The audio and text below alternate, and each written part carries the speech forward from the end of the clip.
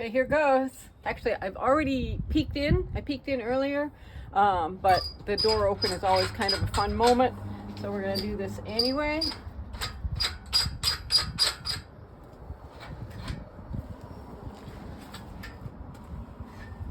All right, here goes.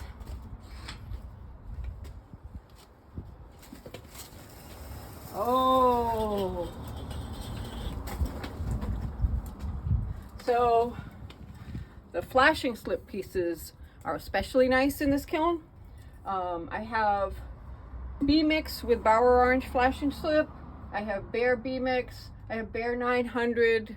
These are all Laguna clays. And I have, for the first time, I've got some 850 in here. So I've got a lot of fun stuff to see. Oh, right off the bat, we got a crack. So I'm gonna put this in the kiln shed so I don't mix it up with the good pieces. Now, to be clear, that crack, that wouldn't compromise the function, so that will find its way, pardon me, that piece will end up on the pottery stairs this summer, because there's really nothing wrong with it. It's just, you know, it's got a crack in it. But it'll still hold water. Anyways, on to hopefully not cracked things. This is Bear B-Mix, not cracked yet. Got some nice goldy brown, some nice kind of pearly grays, and my sparkly cobalt glaze on the inside. Have a look at the cones. We talked about the cones a little bit in an earlier post. That right there, it's cone 11. So I'm firing a little hotter than most stoneware potters do.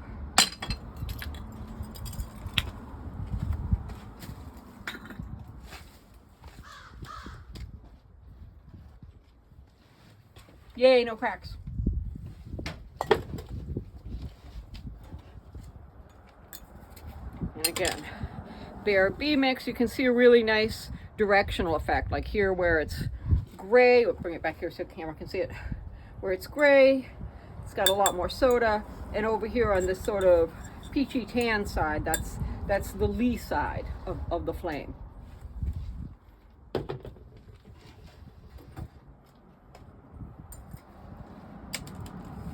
Flashing slip. All right, so this is Laguna's 900, which turned a very nice color this time. Sometimes it's quite dark. Actually, I like it dark or light.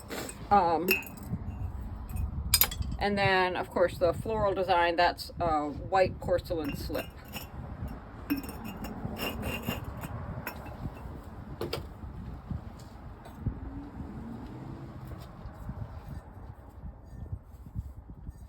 Got great, I'm always looking for this peachy tan color. I like for there to be some gray, but not all gray. And I like for there to be a lot of the peachy tan, and sometimes it'll get almost iridescent, almost gold. Really like that.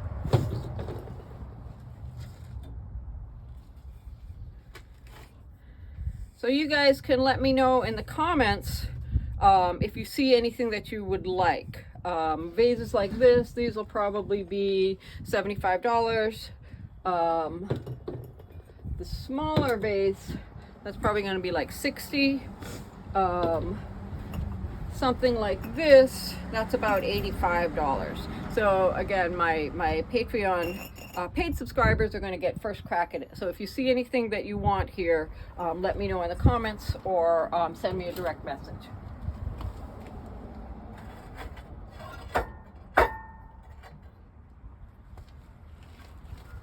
Get rid of those wads.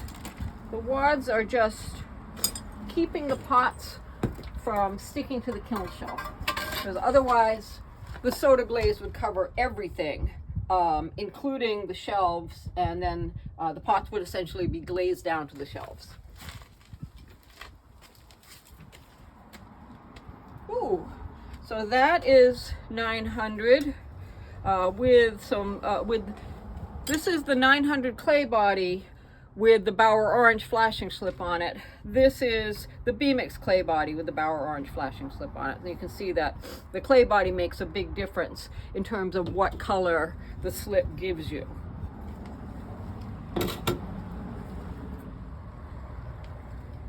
little cat dish.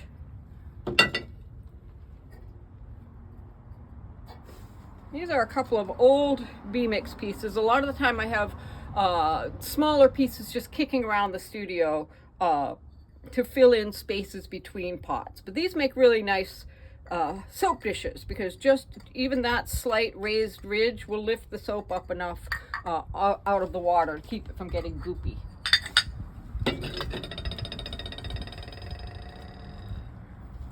Another 900 piece.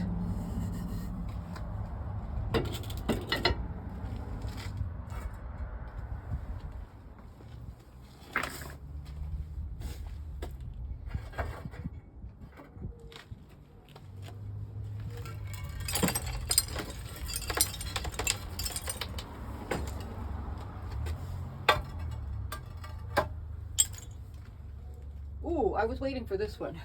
So this, I've tried two different slip techniques on here. One, I just smeared deflocculated B-mix slip and then dragged my fingers through it vertically, and then after that got to leather hard, I did the white porcelain slip flowers. And ooh, that one makes me happy. I might end up keeping that one, at least for a little while.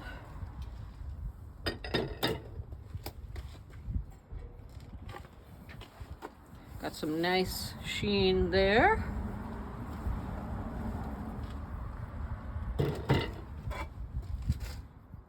Ooh, oh man. See, that's one of the things. It's not technically a flaw, like it's not going to compromise the function, but it looks sloppy, and that was my mistake. I shouldn't have missed that.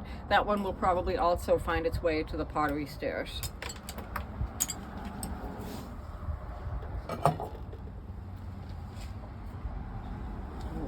Have quite a lot of these in there. This is a really useful shape. I use these bowls in my own kitchen.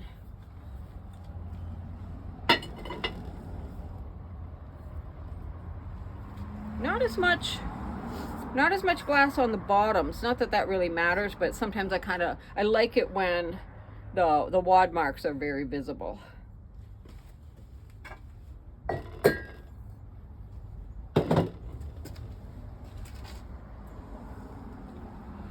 And this piece has a very thin temaku on the surface. This one is already sold, luckily. Always good when I'm making orders instead of just inventory. Oh yeah, lid fits really nice. So that's bare B-mix. This again, very thin coat of temaku, and the temaku turns sort of gold. If you're familiar with temaku, you know that it's often black to rust brown, but where it interacts with heavy soda, it will turn gold and much more translucent.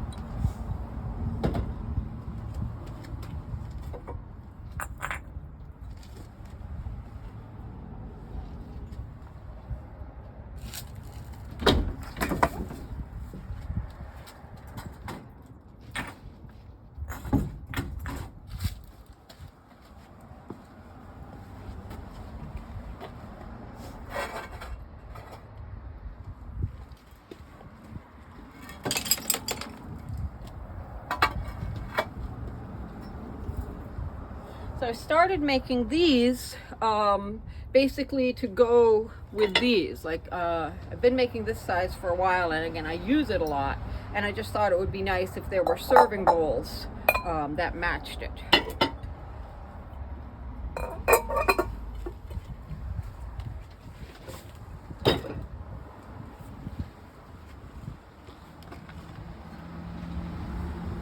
You might have seen the video of me making these. This is I call the technique plate-o-matic, and I take basically a mold and put a slab on a piece of foam rubber and press down in, and it kind of just stamps up this shape, and then I'll alter the rim a little bit to make it more, make it more amazing, I guess.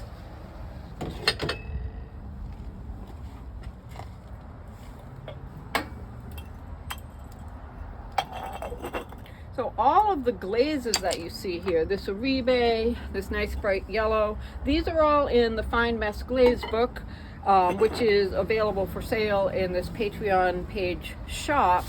But because I don't really believe in hoarding glaze recipes, so if you want them all together, you'll buy the book, but any individual one, I'm happy to just give you. In fact, I probably have somewhere on the page here.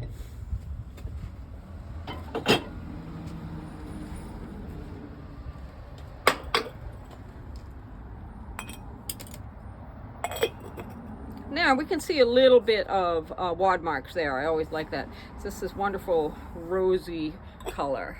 Again, that's Bear. I don't think that's Bear B mix actually. I think that's reclaim. So it would be a mix. My reclaimed clay is typically mostly B mix with a little bit of 900 in it.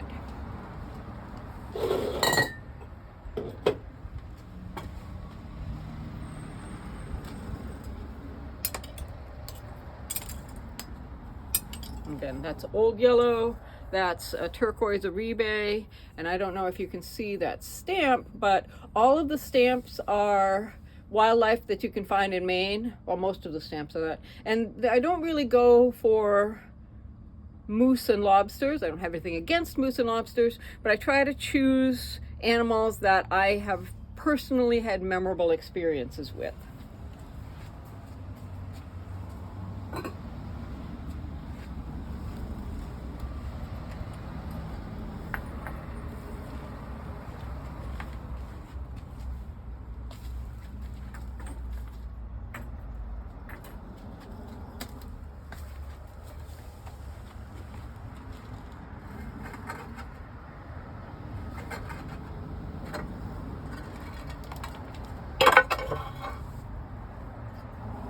Some more trays. Ooh, kind of raspberry color in there. So I was especially looking forward to seeing these. Again, these are stamped by the Play-Doh-Matic method, but they also have the deflocculated B-mix slip around the edge and then the porcelain slip trailing in the middle. How much would that be? Platters, plates and platters have to be a little bit more because they have a pretty high breakage and loss rate. So even though it's not a super huge tray, that one might be $45 or $50.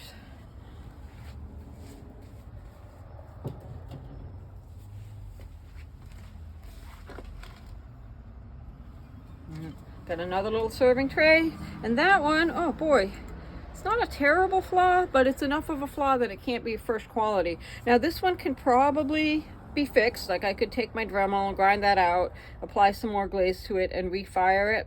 But there's, that's as much work as making another one. And the new one has a better chance of being a success. So, well, it looks like it's gonna be a good week for the pottery stairs.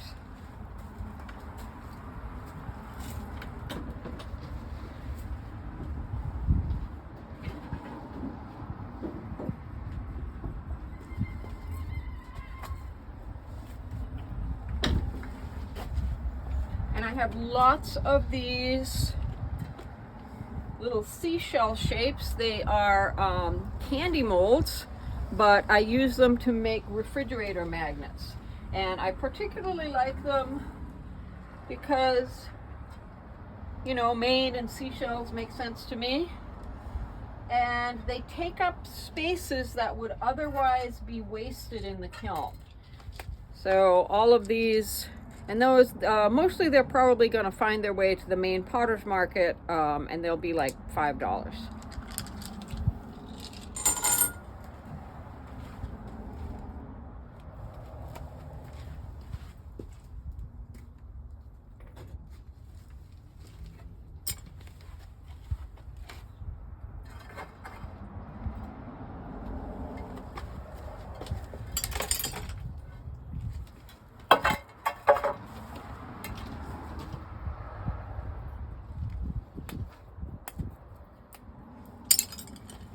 So leech white inside. This is also reclaim and porcelain slip. Find a place for that.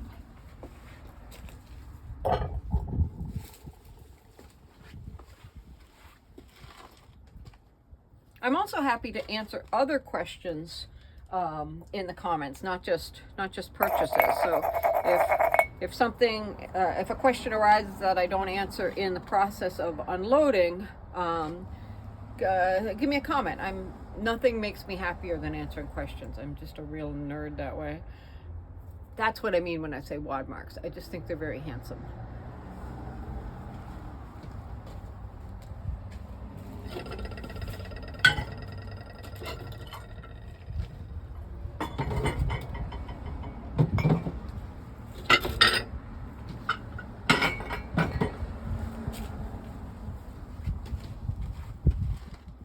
Now that is a garlic roaster. See if we can tap that loose. I actually roast garlic a lot. Super easy, just a little bit of olive oil, and 45 minutes at like 400 degrees, and it gets all soft and spreadable. I have a few of these myself.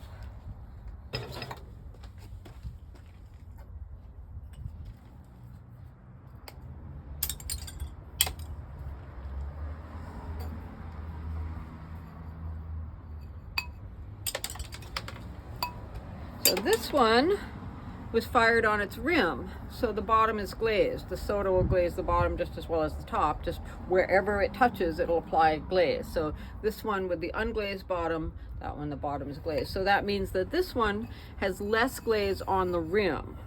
So I'll probably take some maybe 200 grit sandpaper and smooth that just a little bit, because this one has a nicer feeling to it.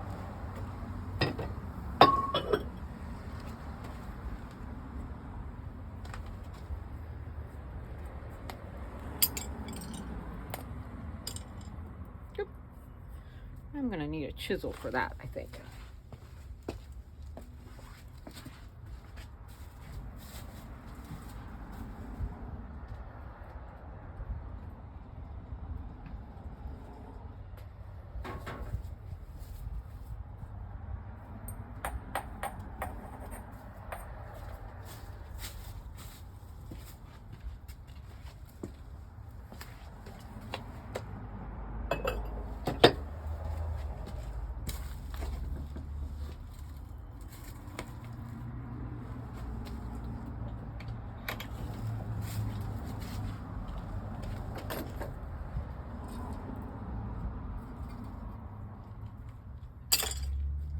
Got some more magnets.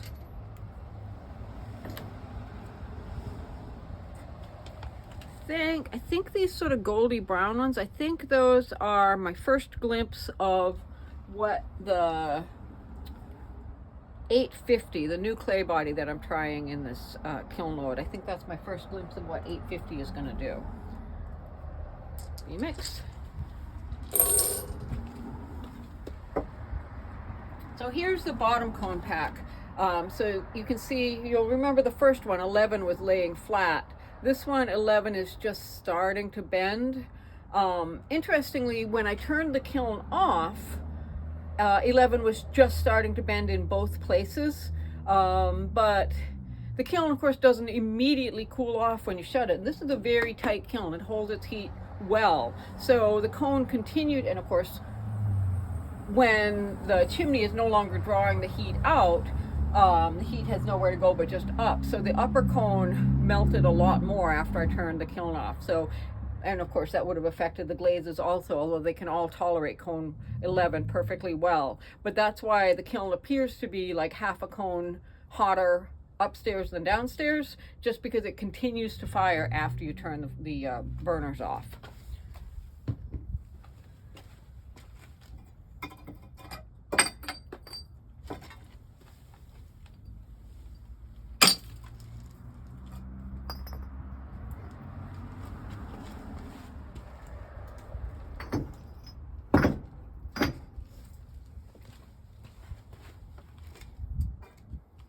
Couple more magnets.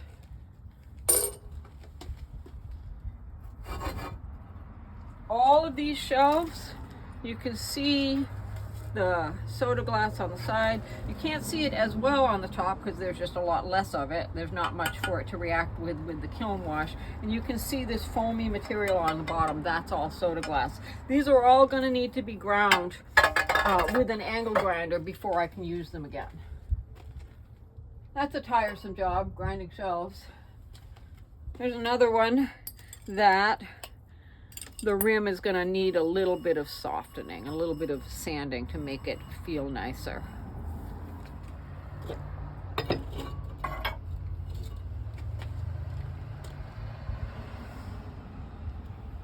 Another garlic roaster.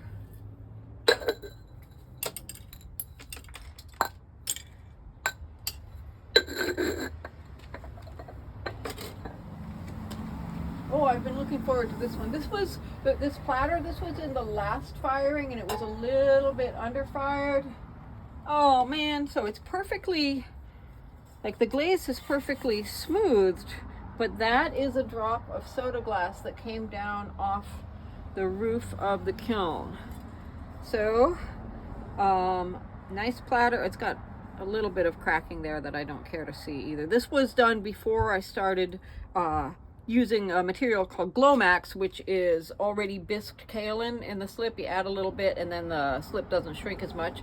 And a friend of mine suggested that and she was right.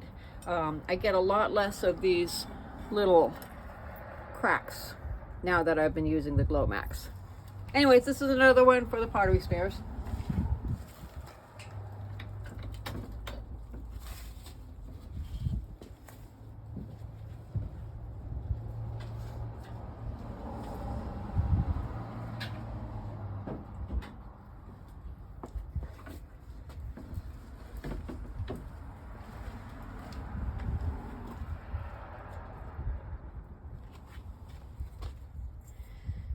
That's got some nice color.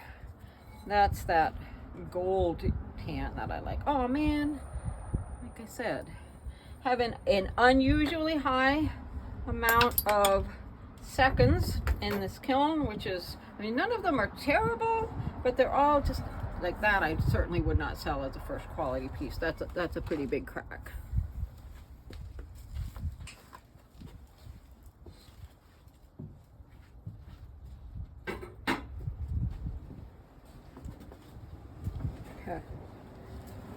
Really great color, a lot of little flaws.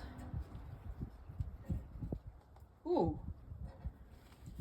Again, I think that's that 850, that honey gold color.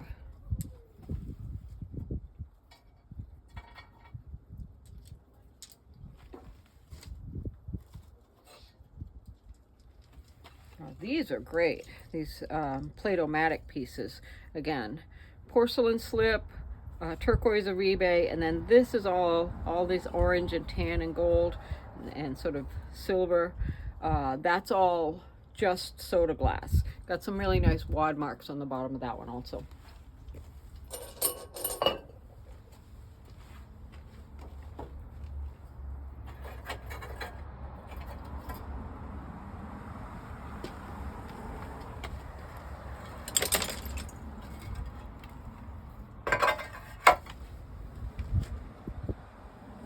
So these, I've got a shelf that's almost entirely the old yellow inside and Bower orange outside, you know, with the Aribe windows.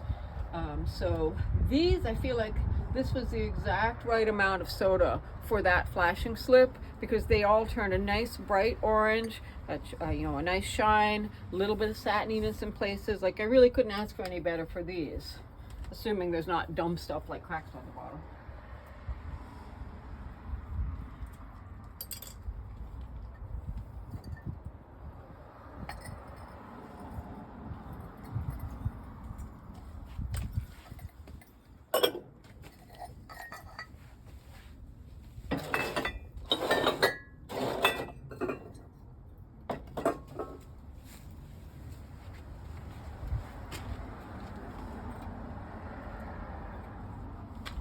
Berry bowls. I was in a springtime mood. I've got a big raspberry patch in my yard, and so I was thinking about I could use a new berry bowl. And often when I make things, the reason that I choose to make that particular thing is because I need one.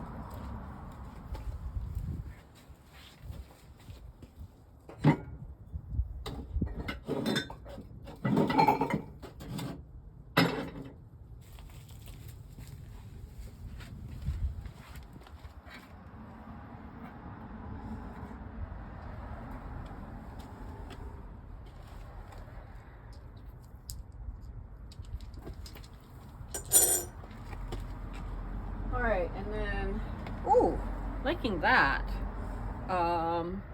Porcelain slip, turquoise Aribe on the 900 clay body.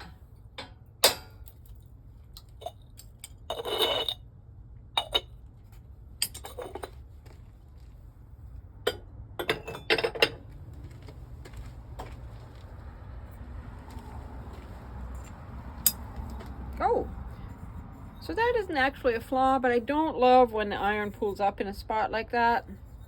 I might keep it though, because I use this shape all the time.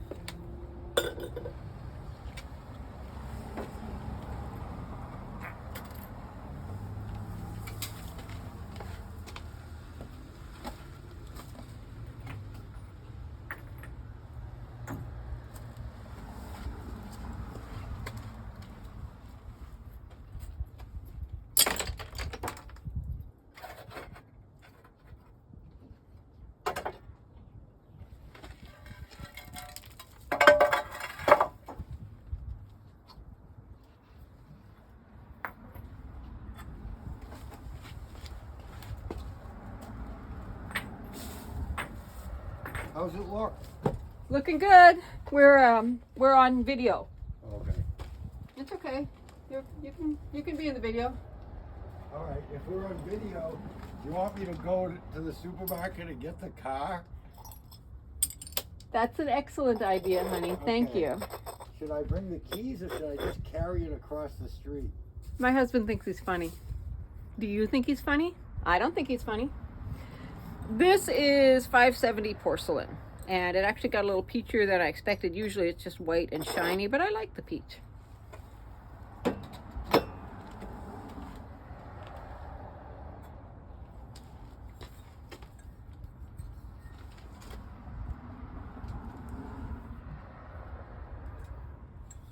Oh, get those wads off there.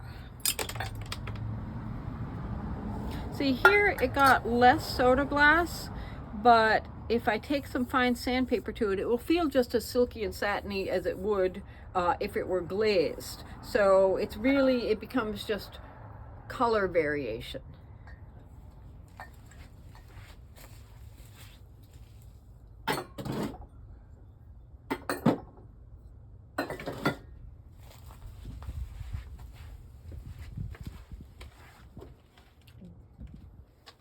One of my little fat cats. I think there might be a couple more in this can at least one more, and then some of the little fat bears. I'll have to think of a name for these guys. If you have suggestions, I am open.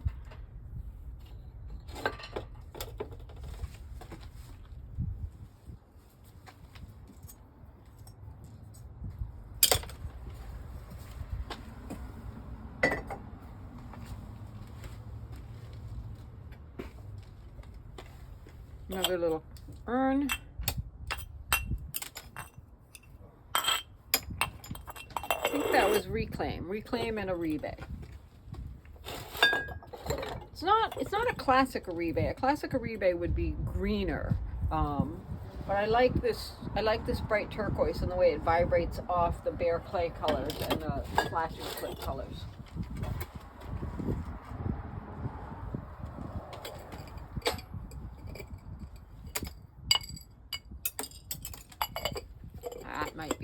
That might be the pick of the litter.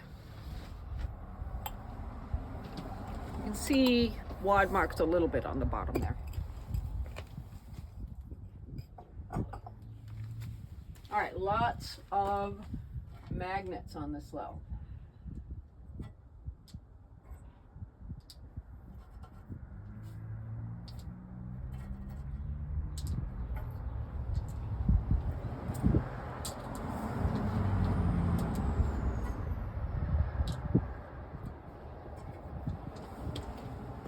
Golds and browns and sort of bone colors.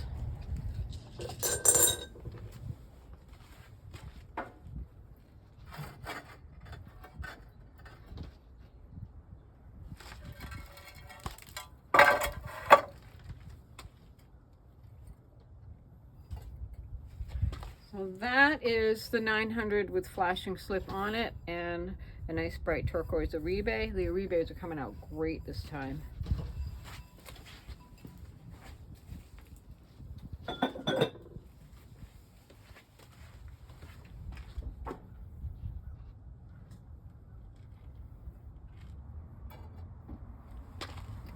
Fat Bear and Fat Cat. That's a little bit of, not sure why the soda ash foamed up in that spot. It's not at all a fatal flaw, but I will probably have to take my Dremel tool and spiffy up that surface because that can be a little bit crusty.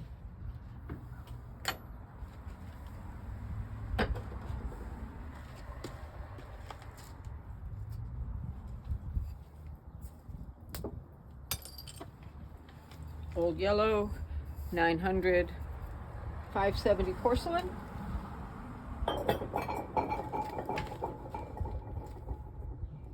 This was the only one of these little bottles that I had in the kiln. Really nice sheen on the bottom there. It's funny, I'll bring this up close. I think I might have made this out of reclaim. One batch of reclaim had more of an iron bearing clay in it, and the other batch had more of my B mix in it, because you can see a line of where it's paler. But it didn't crack, so that's a good thing.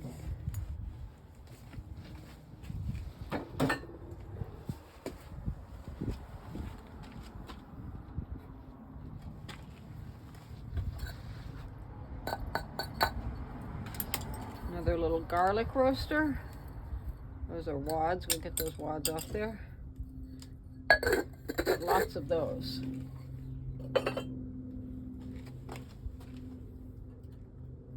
I haven't made butter dishes in a while, so I'm happy to see these turned out well.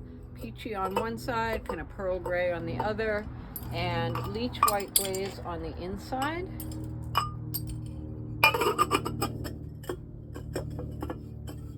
Yep, that's a nice one.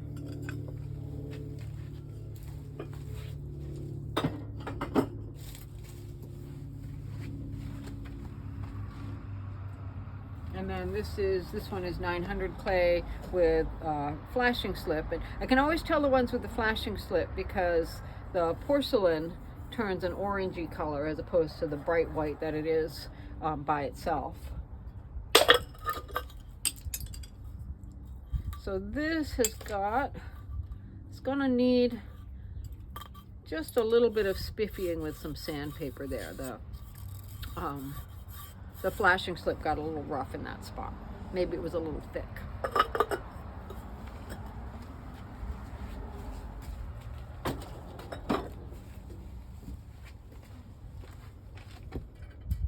Magnets.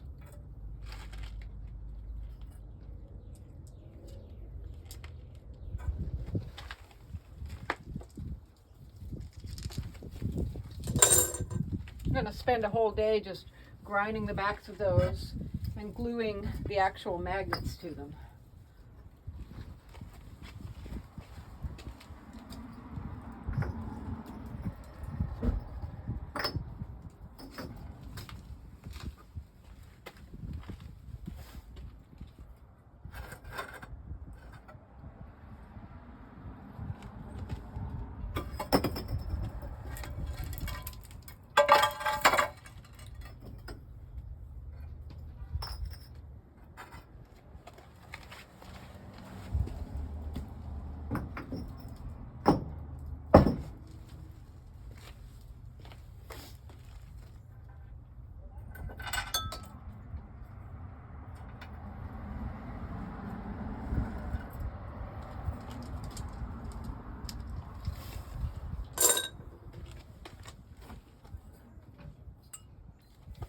And then again, the flashing slip is a little thick there. I will need to just take a little bit of sandpaper and stiffy that up.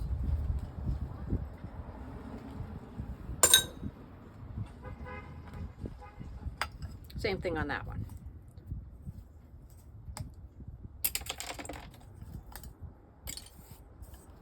Now, the flashing slip is actually very, very fussy about thickness. When I mix it up, I try to mix it like skim milk. And if it's even like whole milk instead, I'll sometimes get that if I'm, you know, I'm not paying attention and don't notice that as I'm dipping it's getting a little thicker because the water is getting absorbed away. It's not like it's no flaw at all, the useful part, and this just needs a little bit of a dressing. But if I'd been paying attention more while I was dipping and noticed it was getting thicker, I might not have run into that problem.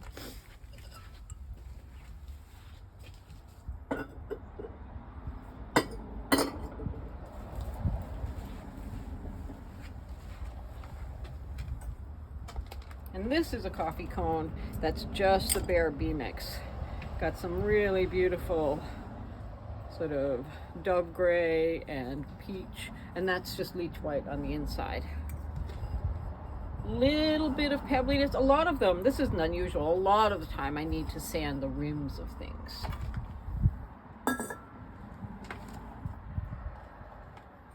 It's interesting because there appears to be heavier soda in the lower part of the kiln, which is, you know, grants me a little bit of variation in color. So these, the ones in the upper part of the kiln were more peach and tan, and the ones in the lower part of the kiln here are more sort of silvery gray, with like it's got some peach on it, but the majority of the body of the pot is more gray.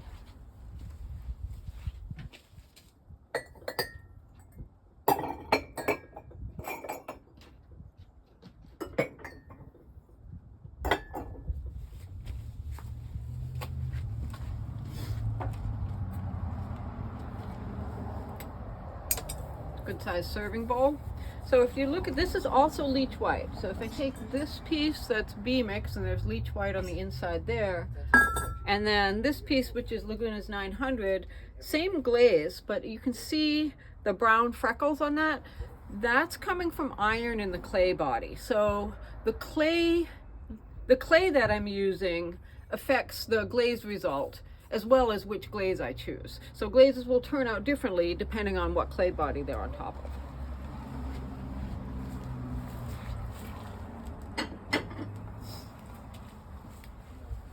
The short of it is, glaze is not like paint. There are lots of factors that go into what kind of glaze result I get.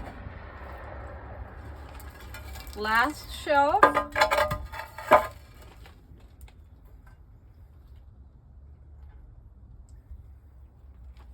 A few more little magnets.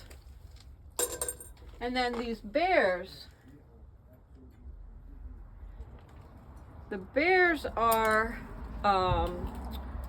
just a tiny bit late, but they are the March reward for subscribers at the $25 a month level. And I've got these and a couple more upstairs.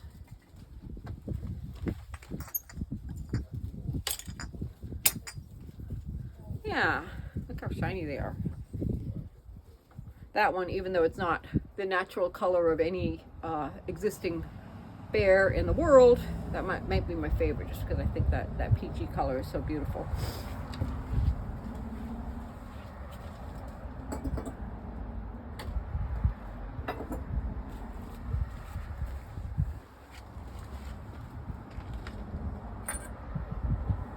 I made the bunny a long time ago, and I just happened to have a spot. I didn't have anything small enough or the right height to go in that, and I was like, wait, there's that in my old bisqueware. I'm pretty sure there's that little bunny. And sure enough, he fit right in it.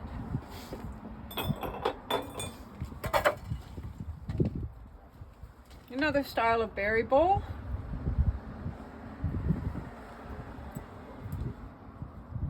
And more bee mix and flashing slip.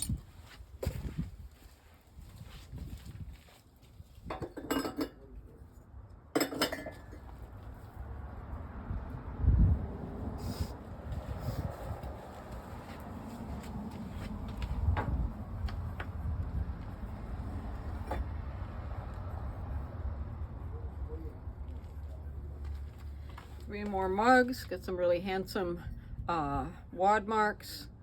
You know you're a potter when you're more interested in the bottoms of the piece, or at least as interested in the bottoms of the pieces as you are in the tops.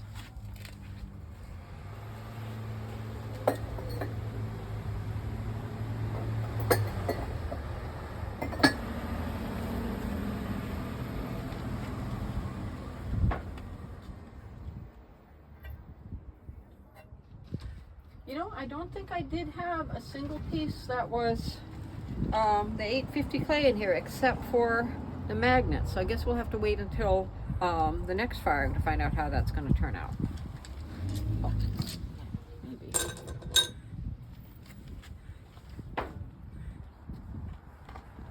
Reclaim and a rebay.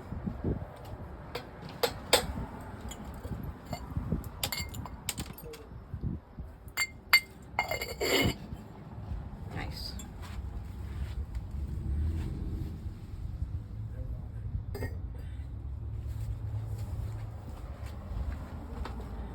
And then the last piece, and it's actually a very nice one. So that's Laguna's 900. Again, got some nice wad marks and a rebay.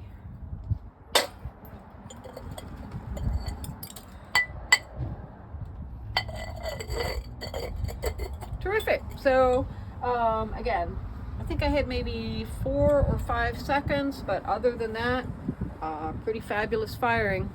Thanks for watching.